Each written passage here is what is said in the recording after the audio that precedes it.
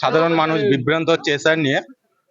তো আমি বলবো তাদেরকে যে বিভ্রান্ত হবেন না। আমাদের এখানে আজকে আমাদের মিনাখা বিধানসভা তথা হাওড়া ব্লকের অবজারভার পিয়ারুল ইসলাম আইএসএফ এর উনি এসছেন, নিজে হাতে ফর্ম ফিল আপ করছে। ঠিক আছে, তো আপনারা আসুন আমাদের ক্যাম্পে এসে আপনারা আপনাদের ফর্মগুলোকে ফিল আপ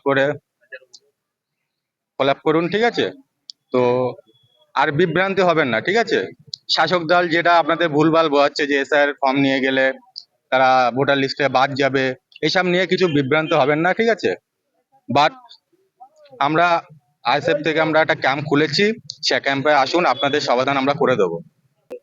দেখো, আমরা শাসক দলকে বলবো যে আমাদের যদি ওয়াকফ বিল নিয়ে, আমাদের মুসলমানের যে একটা সম্পদ ওয়াকফ বিল, সেটা নিয়ে যদি আমাদের দিল্লিতে গিয়ে আন্দোলন করতে হয়, তো আমি সাধারণ জনগণকে বলবো যে তারা যেন শাসক দল বাড়িতে ভোট চাইতে আসলে তারা মা বোনদের বলে দেয় যেন দিল্লিতে গিয়ে ভোট চায়।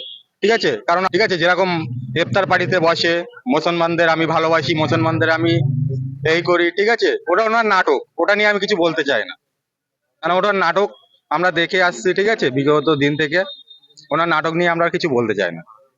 ওয়াকফ বিল নিয়ে আমরা আন্দোলন করব।